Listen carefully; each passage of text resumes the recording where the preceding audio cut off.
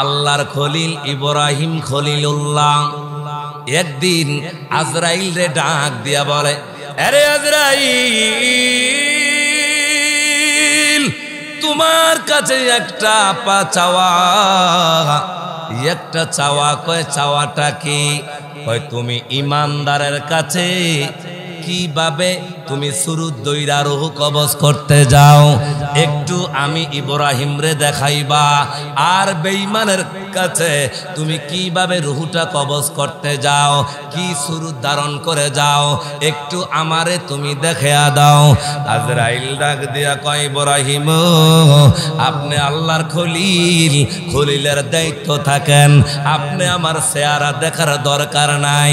ইব্রাহিম ডাক দিয়া কয়, আল্লাহ গো, আমি না আপনার বন্ধু, একটা জিনিস তো চাইছিলাম, একটু কন্যা আজরাইল একটু দেখায়া দিত।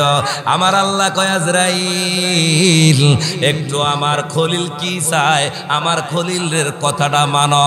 খলিল কি চায়, খলিলের কথাটা শোনো। কয়, আমি ইমানদারের কাছে কিভাবে কেমন সুরুদ ধরা যায়, কেমন ভাবে যাই, তাকে দেখানোর জন্য, আপনার খলিলরে দেখানোর জন্য আপনি অনুমতি দিলে আমি দেখাইব। আমার আল্লাহ কয়, রে আজরাইল, আমার খলিল যা বলে সেটাই তুমি পালন করো। বুঝে থাকলে জোরে কোন আল্লাহু আকবার। এরে কেমন আলোচনা আমার দিলেন আমার ফারুক ভাই, মনটারে নরম করতে হবে রে ভাই। আজরাইলের থাপাটা কেমন, ইমানদারের কাছে কিভাবে আজরাইল যায়। আজরাইল বলে, ইব্রাহিম খলিল, আপনি একটু চক্ষুটা বন্ধ করেন। হাত জোরে কর না সুবহানাল্লাহ। আপনি একটু চক্ষুটা বন্ধ করেন। কয়, আগে কোনটা দেখাবো? কয়, ইমানদারের কাছে কোন সৌরত দুইরা যাও, একটু দেখায়া দাও। আজরাইল ডাক দিয়া কয়, ঠিক আছে, আপনি চক্ষুটা বন্ধ করেন। আবার আমি আজরাইল যখন বলবো, আপনি ইব্রাহিম খলিল চক্ষুটা খুলবেন। রাজাপুরের মাগো, চোখের আমার যুবক ভাইরা, আজরাইল ইব্রাহিম খলিলকে চক্ষুটা বন্ধ করার কথা বললেন। সঙ্গে সঙ্গে আজরাইলের কথা শুনে ইব্রাহিম খলিলুল্লাহ চক্ষুটা বন্ধ করলেন। এবার আজরাইল কয়, ইব্রাহিম খলিল, আপনি এবার চক্ষুটা খোলেন, আমি কিভাবে ইমানদারের কাছে যাই, একটু আপনি বইলা দেন কি দেখছেন। ইব্রাহিম খলিলুল্লাহ চোখের পানিগুলা চাইরা ডাক দিয়া কয়, রে আজরাইল,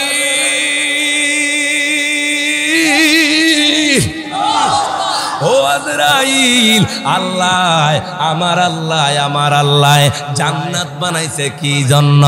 কয়, ইমানদারের জন্য বানাইছে। আমার ইব্রাহিম খলিলুল্লাহ কয়, কি জন্য জান্নাত বানাইছে? জান্নাত তো দরকার নাই, ইমানদারের জান্নাত পাওয়ার তো দরকার নাই। কয়, কেন? কয়, আমি যখন চক্ষুটা বন্ধ করলাম, তুমি আজরাইল ইমানদারের কাছে কি সুরুদ দইরা যাও, আমি চক্ষুটা বন্ধ কইরা দেখি রে, আরে তুমি এমন সুন্দর একটা আকৃতিতে আসছো গো, 70,000 ফেরেশতা ডান দিকে, 70,000 ফেরেশতা বাম দিকে, প্রত্যেকের হাতের মধ্যে জান্নাতি নাজ নিয়ামত। জোরে জোরে আল্লাহু আকবার। প্রত্যেকের হাতে নাজ নিয়ামত, জান্নাতি ফল, জান্নাতি ফল, জান্নাতি ফল। আজরাইল ডাক দিয়া কয়, ইব্রাহিম খলিল, আর কি দেখলেন? কয়, ইমানদারের কাছে এমন সুরুদ দইরা তুমি আসো, ইমানদারের তো জান্নাতের আর কোন নিয়ামতে লাগে না। একবার বলা যাবে আল্লাহু আকবার। আর তুই হাত তুলে বল আল্লাহু আকবার। নারে তাকবীর, ইয়া রাসূলুল্লাহ। ওরে আজ না হয় কাল তুমি যাইবা কবরে, যাওয়ার সময় দেখবে চেয়ে গো, তোমার সবই রইল পরে, যাওয়ার সময় দেখবে চেয়ে গো। কি বলা যাবে না বাবা? ওই যুবকরা বলেন না, আজ না হয় কাল তুমি যাইবার কবরে, যাওয়ার সময় দেখবে চেয়ে গো তোমার সবই রইল পরে, যাওয়ার সময় দেখবে চেয়ে গো। ওরে ঘর করলা বাড়ি করলা চলো গাড়ি করে, হঠাৎ আজাল সামনে খাড়া গো, নিবে কলিজাটা চিরে, নিবে কলিজাটা চিরে, হঠাৎ আজাল সামনে খাড়া গো। আজারে বলবে আর দেরি নয় চলো তারা করে, কোন কথা শুনিবে না গো, নিবে কলিজাটা চিরে, নিবে কলিজাটা চিরে, কোন কথা শুনিবে না গো। এই যুবকরা জোরে বলেন, আজ না হয় কাল তুমি যাইবা যাওয়ার সময় দেখবে চেয়ে। একটা যাবার মধ্যে রেখে বলেন, আজ না হয় কাল তুমি বরে, যাওয়ার সময় দেখবে চেয়ে গো তোমার সবই রইল পরে, যাওয়ার সময় দেখবে চেয়ে গো। ওরে ছেলে মেয়ে বলবি বাবা কিভাবে যাচ্ছে রে, বাবা বলে ডাকবো কারে গো, ও বাবা এ বব সংসারে, এ বব সংসারে, বাবা বলে ডাকবো কারে গো। বলেন ছেলে মেয়ে বলবি বাবা কিভাবে যাচ্ছে রে, বাবা বলে ডাকবো কারে গো, ও বাবা এ বব সংসারে, বাবা বলে ডাকবো কারে গো। আজ না হয় কাল তুমি যাই রে, যাওয়ার সময় দেখবে চেয়ে গো তোমার সবই রইল পরে, যাওয়ার সময় দেখবে চেয়ে গো। একবার বলা যাবে আল্লাহু আকবার? না না, এক জোরে আওয়াজ দিয়ে এক সুরে আল্লাহু আকবার। এবার ইব্রাহিম নবী ডাক দিয়া কয়, আজরাইল, মনে আসেনি? ইমানদারের কাছেই ভালো ছুরু ধরে যাও, জান্নাতের কি দরকার রে আজরাইল? এবার ইব্রাহিম খলিল কয়, আজরাইল রে এবার আর একটা ছুরু দেখানোর বাহাদ রয়েছে রে আজরাইল। এই বেঈমানের কাছে, কাফেরের কাছে, সুদখোরের কাছে। সুদখোর আছে না নাই? জিনাখোর আছে না নাই? বুড়িচঙ্গার বাবা গো, ও বুড়িচঙ্গার আমার মা, সুদের ব্যবসা ছেড়ে দাও মা, বেপরদায় চলা বন্ধ করে দাও, স্বামীর কথা মতো চলো। ইব্রাহিম খলিল ডাক দিয়া কয়, রে আজরাইল, বেঈমানের কাছে, সুদখোরের কাছে না বেনামাজির কাছে, বেঈমানের কাছে, জিনাখোরের কাছে তুমি কেমন সুরত লইয়া যাও, একটু বইলা দাও। এবার আজরাইল ডাক দিয়া কয়, রে ইব্রাহিম খলিল,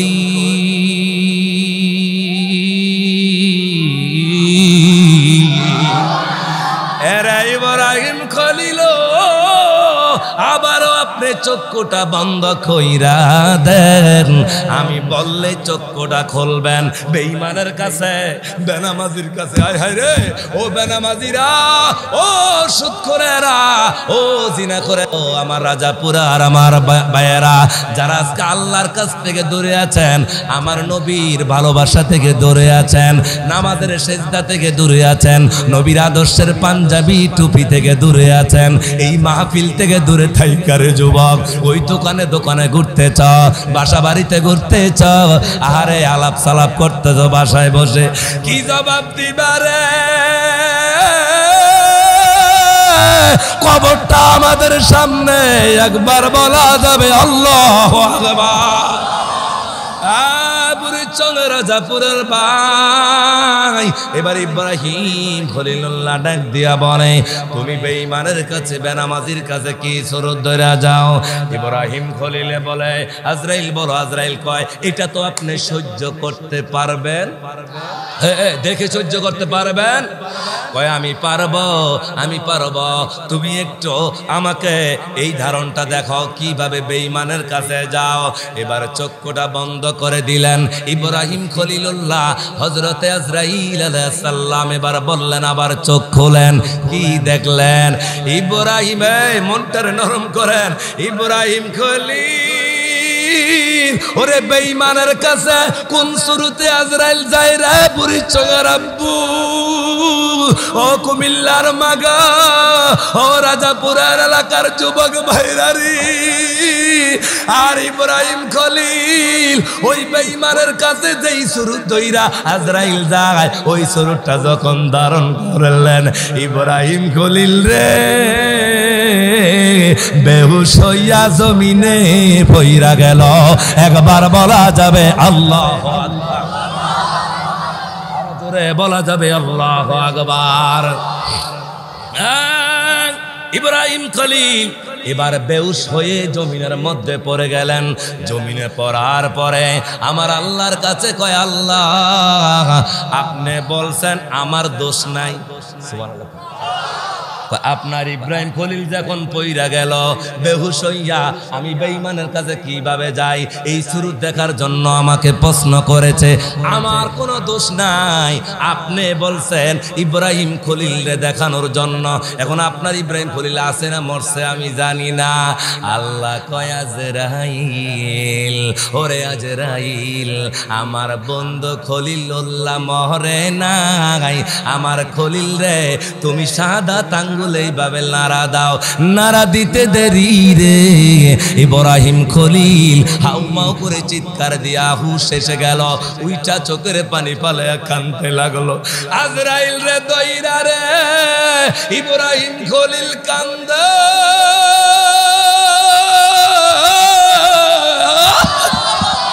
হায় হায় রে আজরাইল, আল্লাহ জাহান্নাম বানাইছে কি জন্য রে?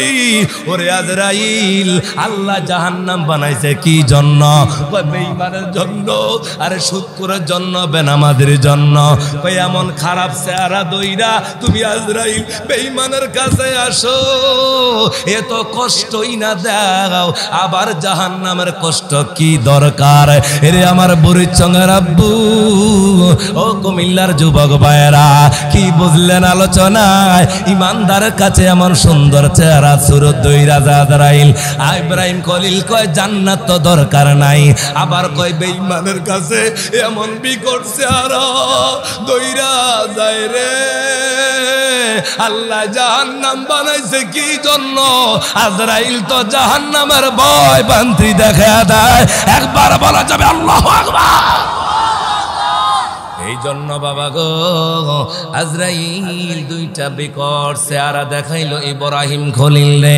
আমার আল্লাহ কয়, আমার ধারাবাহিক আলোচনা, মিনহা খলাকনাকুম ওয়া ফিহা নুঈদুকুম, আমি আল্লাহ মাটি দিয়া বানাইলাম, এই মাটির নিচে আমি আবার তোমাকে ঢুকাইয়া দিব।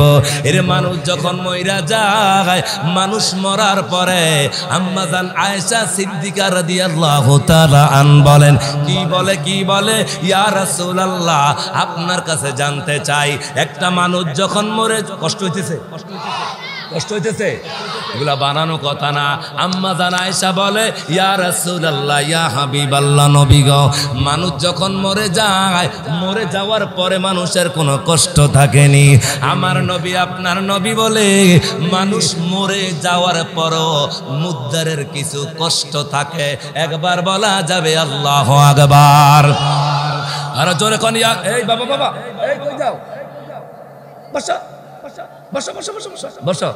ওরে গাইব মোরা পাঞ্জাতনের শান, সুন্নি মুসলমান গাইব মোরা পাঞ্জাতনের শান, আজি গাইব মোরা শান, সুন্নি মুসলমান গাইব মোরা পাঞ্জা। সিল্লা জোরে জোরে কোন আল্লাহু আকবার। বাবা চুপ থাকো। একটা মানুষ যখন মরে যায়, তার কোন আর কোনো কষ্ট থাকে? আপনারা বুঝেন না কেন? উত্তর একটা দিয়ালান, ভুল হোক আর শুদ্ধ হোক, মানুষের কোন আর কষ্ট থাকে? কিভাবে থাকে? মানুষ তো মরে যায়। রুহু না থাকলে আপনি সারাদিন এর সামনে আর মায়েরা মারবেন, ছেলেরে মারবেন, বউরে মারবেন, হ্যাঁ কি কইতে পারবো হাত ধরে, হে আমার ছেলেরে মারিস না? যখন রুহু না থাকে পারবো? তাহলে স্বাভাবিক কষ্ট থাকে না। আম্মা জানা, এই মনোযোগ, এবার মনটারে নরম করেন। আম্মা জানা আয়েশা কয়, ইয়া রাসূলুল্লাহ, নবী গো, মানুষ মরে যাওয়ার পরে তো কোনো কষ্টই থাকে না। আমার নবী, আপনার নবী বলেন, আয়েশা, মানুষ মরে যাওয়ার পরে মানুষের মুদ্দারের রুহটা আশেপাশে ঘুরতে থাকে। আর কি করে জাননি?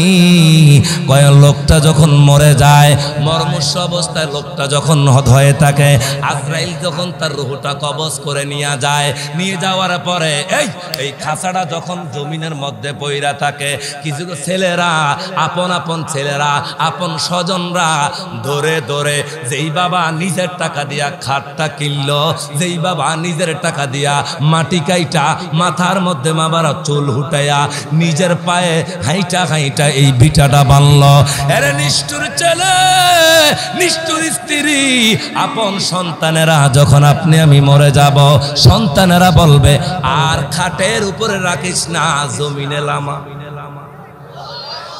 আরে কথা বলে না কেন? আর আওয়াজ দিয়ে বলেন ঠিক কিনা? আজরাইল ডাক দিয়ে বলবে ওই সময়, এই আমার নবী, আপনার নবী বলে, আয়েশা রে, যখন আপন ছেলেরা, এই দেখেন, এই বাবা, তোমরা এইভাবে কথা বললে তো বাবা আমি পারবো না। আল্লাহ, একবার জোরে কোন তো আল্লাহু আকবার। আবার বলেন ইয়া রাসূলুল্লাহ। বাবা একটু আমার দিকে তাকাইবা, আমি একটু চোখের পানির দিকে নিয়ে যাচ্ছি। বাবা গভীর রাত্র হয়ে গেছে, এই রাত্রে যদি আপনি আল্লাহকে ডাকেন, নবীকে ডাকেন, আল্লাহর কসম দিয়ে বলে দিতে পারি, তাহাজ্জুদ নামাজটা পড়ে আজকে যদি ঘুমায়া ইয়া রাসূলুল্লাহ বলে বারবার ডাকতে পারেন, ডাকার মতো ডাকলেই আমার নবী বানাবারে দেখা দিতে পারে কি পারে না? আর জোরে বলেন, পারে কি পারে না? একবার জোরে কোন ইয়া রাসূলুল্লাহ। বাবা হাসো না, এই হাসা মন নরম করো, কান্দার চেষ্টা করো। আম্মাজান, এই খেয়াল করেন, আম্মাজান আয়েশা কি বলে, যে মানুষ মরে যাওয়ার পরে কোনো কষ্ট থাকতে পারে? আর জোরে বলেন, থাকতে পারে। আর আমার নবী কি বলে, না আয়েশা, মানুষ যখন মরে যায় তখন মুদ্দারের কিছু কষ্ট থাকে। কয় কষ্টটা কি?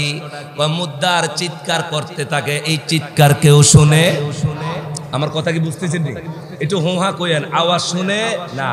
মুদ্দারে যখন আমার বাবারা, আমার নবী, আপনার নবী বলে, আয়েশা রে, প্রথম কষ্ট হলো মুদ্দারের ওই লাশটারে যখন আপন ছেলেরা, আমার বাবারা, আপন ছেলেরা এইভাবে দৌড়াদৌড়ি কইরা ঘর থেকে বের কইরা ওই গোসলখানার মধ্যে নিয়ে যায়, তখন লাশ এভাবে চিৎকার দিয়া কান্না শুরু করে আর বলে, আমার ছেলেরা, আমার এত তাড়াতাড়ি আমারে ঘর থেকে আমার বের করে দিস না রে বাবা। মনটা নরম করেন বাবা। এই আমার বাবারা বন্ধুরা শুটিং করে কান্না আনা যায় না, অভিনয় করে কান্না আনা যায় না। আল্লাহর কসম রে, এক ফোঁটা চোখের পানি যদি আজকে এই রাজাপুর মাহফিলে পড়ে যায়, এই কবরের কথাগুলো শুনে, আল্লাহর কসম এই জাহান্নামের আগুনটা এক ফোঁটা চোখের পানি দ্বারা আমার আল্লাহ নিভায়া আমার আপনার জান্নাত পর্যন্ত পৌঁছায় দিবে। আমার নবী কয়, আয়েশা রে, লাশটারে যখন এইভাবে যখন লাশটার দম যায়, দেখেন আপনাদের এলাকায় আপন ছেলেরা লাশটারে নামায়, আপন বাইরা সহ। আরে সত্য কথা না মিথ্যা কথা? আপন ছেলেরা এইভাবে লাশটা ধরে যখন গোসলখানার মধ্যে নেয় এরে গোসল করার জন্য, তখন এই লাশ হাউমাউ করে চিৎকার শুরু করে, কান্না শুরু করে, কানতে আর বলতে থাকে, আমার ছেলেরে, যেই খাটটা থেকে আমার আজকে বের করে দিতেছ, এই খাটটা কিন্তু আমি রিক্সা চালায়া, আমি সিএনজি চালায়া কিনছি। যেই গড়টা থেকে আমার বের করে দিতেছ, এই গড়টা আমার মাথার উপরে কামাই কইরা, শরীরে রক্ত পানি কইরা, ঘাম জড়াই না টাকা দিয়ে এই গড়টা করছি। এই লাশ চিৎকার দিয়া কান্দে আর বলে, হে আমার ছেলেরা রে, আমার ভাইয়েরা, আমার পাড়া প্রতিবেশীরা, আমার এত তাড়াতাড়ি আমার এই ঘর থেকে আমারে বের কইরা দিস না রে, আরো কিছু কর, আমার ঘরে থাকতে দে, শেষ দেখাটা দেই গাজা। আল্লাহু আকবার। আমার রাজাপুরের বাবা শুধু এখানে শেষ নয়, আমার নবী আপনার নবী বলেন আয়েশা গো, তারপরে লাস্টারে যখন গোসল করানোর জন্য এর বাবা গোসলের খাটিয়ার মধ্যে দুইটা খাট, একটা গোসলের খাট আর একটা কাদের খাট। আপনাদের এলাকায় কয়টা খাট? একটা গোসলের জন্য রাখে, ওই গোসলের খাটিয়ার মধ্যে লাস্টাই দেখেন, লাস্টারে যখন এইভাবে শোয়ায় রাখে, দেখেন হাত আছে, হাত আলগি দিতে পারে না। আয় হায় রে, পাও আছে ঠিক, পা ওই সময় আলগি দিতে পারে না, চোখ আছে খুলতে পারে না, এরে বাবা মাথা আছে নাড়তে পারে না, কান আছে কিন্তু শুনতে পায় না। ওই সময় লাশ কিন্তু সব কিছু শুনতে পায়। ওই লাশের যখন ওই এলাকায় মসজিদে যাইয়া আল্লাহর সেজদা দিছ, জুমার নামাজে আল্লাহর সেজদা দিছ রে বান্দা, আজকে আল্লাহ আমি নামাজ রে তোমার কবরে বন্ধু বানায়া পাঠাইছে। আর জোরে আল্লাহু আকবার চিল্লা করি ইয়া রাসূলুল্লাহ। ও যুবক ভাইরা, আজকেই নামাজ পাকে দিয়া ওই ক্যারাম বোর্ডে সময় দাও, মাগরিবের আজান দেয়, তাস খেলার মধ্যে বইসা থাকো। ওরে যুবক ভাইরা, আসরে আজান দেয়, ক্রিকেট বলে সময় চইলা যায়। ও আমার রাজাপুরের বন্ধুরা, শুধু তাই না, ফজরের নামাজের আজানের নামাজের সময় ঘুমে ঘুমে চইলা যায়। কি জবাব দিবারে ভাই? ওরে কবরতে তোমার বন্ধু, তোমার স্ত্রী, তোমার মা বাবা কেউ যাবে না।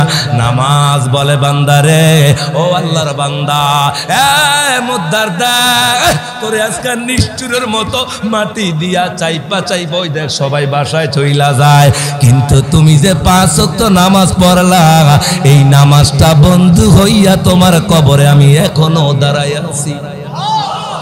আরো জোরে বলুন সুবহানাল্লাহ। এবার পায়ের দিক দিয়ে আরেকজন বন্ধু, তুমি কে?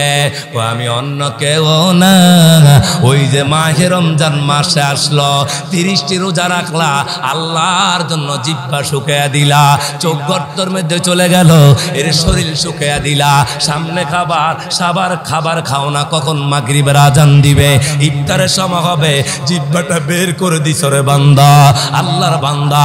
এই রোজাটা ডাক দিয়া বলবে, এরে কবর বেশি, আমি আর অন্য কেউ না, তুমি যে আল্লাহর জন্য 30টি রোজা রাখলা, আজকে আমি 30টা রোজা তোমার বন্ধু হইয়া তোমার কবরে চলে আসছি।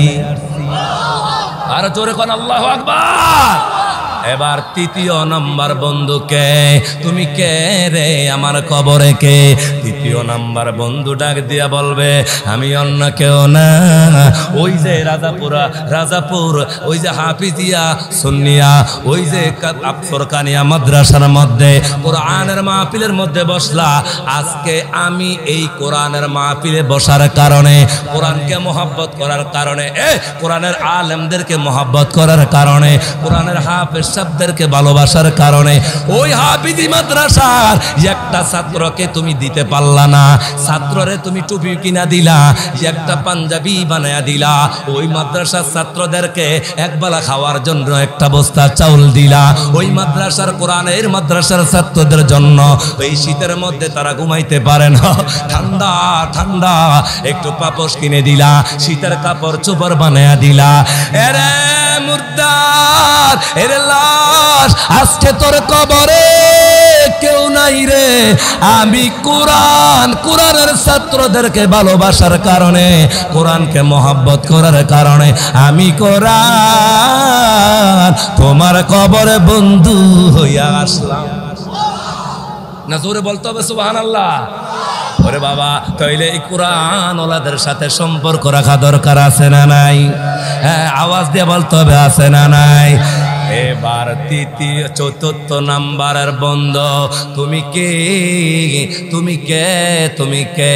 4th নাম্বারে যেই বন্ধুটা আসলো, বাবা যে যেমনি দাঁড়ায় আছেন, জায়গা নাই তো এভাবে দাঁড়ায় থাকেন বাবা। এখন আসা শুরু করলে আবার ভেঙে যাবে, একটু কষ্ট করে একটু সামনে আসেন, এই যে ফাঁকা জায়গাগুলো ভরট করেন। আমার বাবারা ভাইয়েরা অনেকেই দাঁড়িয়ে আছে, একটু বসতে পারে না।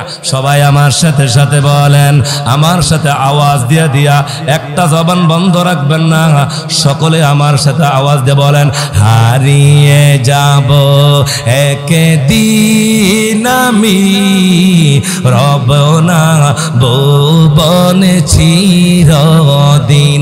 একটা জবান বন্ধ রাখবেন না, হারিয়ে যাব একদিন আমি, রব না ভুবনে চিরদিন।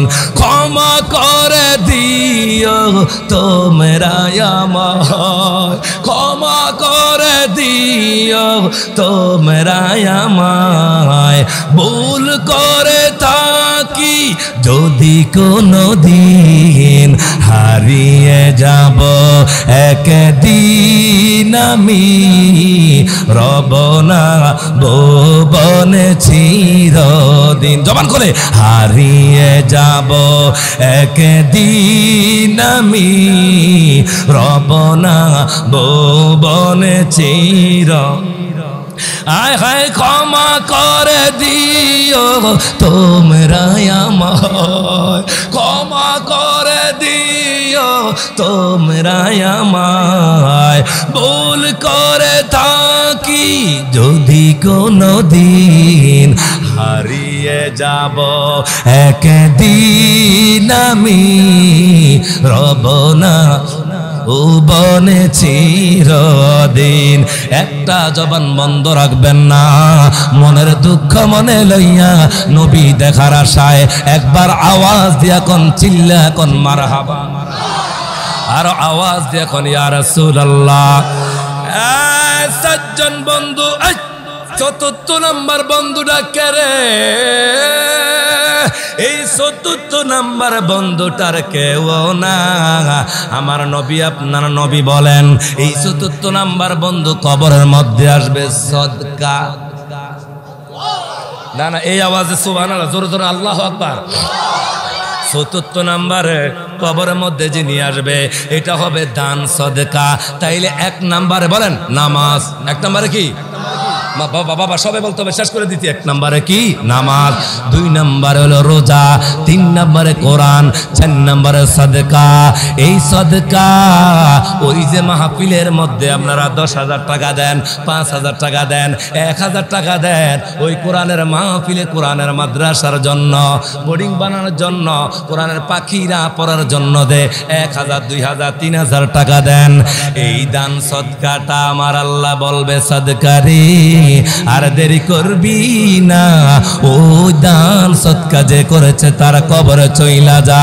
তাইলে 4 জন বন্ধু আমার কবরে, আপনার কবরে থাকবে। তাহলে এবার উত্তর দিবেন বুঝে থাকলে, বেনামাজির কবরে কোনোদিন নামাজ বন্ধু হবে নি? ওয়াজের শিক্ষা নিলেন, কথা বলেন না কেন? বন্ধ হবে। যে নামাজ পড়ে ওই নামাজিওয়ালার কবরে নামাজ বন্ধ হয়ে যাবে। যে কোরআনের মাহফিলের জন্য পাগল, কোরআনের জন্য পাগল, এই কোরআন তার কবরে বন্ধ হয়ে যাবে। এই যে আসতেছে মাহে রমজান, এই রমজান মাসে আসলে রোজা রাখবা, রোজার জন্য পাগল, এই রোজাদার কবরে যায়। 4 নম্বরে সাদকা যারা বেশি করে, একটা মেয়ে বিয়ে দিতে পারে না, 2,000 টাকা আপনার আল্লাহ টাকার মালিক বানাইছে, কিছু টাকা দিয়ে মেয়েটা বিয়ে দিয়া দেন, একটা সদকা দিলেন, আপনি গরুর গোশ দিয়া খান। আর গরিবের দলেরা ওই গরুর গোশের গ্যারান পায়া পায়া গইরা গইরা গরিবের ছেলেরা কান্দে।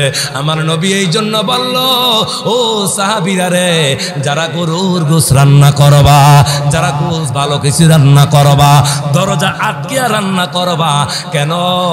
তোমার ওই ঘরের যে রান্নার যে আওয়াজটা, জান্নার যে গ্যারান্টা, এটা গরিবের নাকের জন্য যেন না যায়। কেন যেন না যায় রে? ওই গরিব গরিবের ছেলেরা কান্দে আর বলবে, বাবা ওই যে পাশের বাসা গোস রান্না করে, আমার একটু গোসাই না দাও। আমার নবী বলে উম্মত, তখন বাবা আর কলিজা পেটে যাইবে, তার টাকা নাই, 1 কেজি গোসাই না সন্তান রে খাওয়াবে। এই জন্য যদি তুমি খাওয়াইতে চাও তাইলে প্রকাশ্য রান্না করো, আর যদি তুমি সাদকা না দাও ওই গোশটা তুমি রান্না করো, গরিবের নাকে যেন সেই গারান না যায়। এই জন্য আমার নবী ভবিষ্যৎবাণী করে দিয়ে গেছে।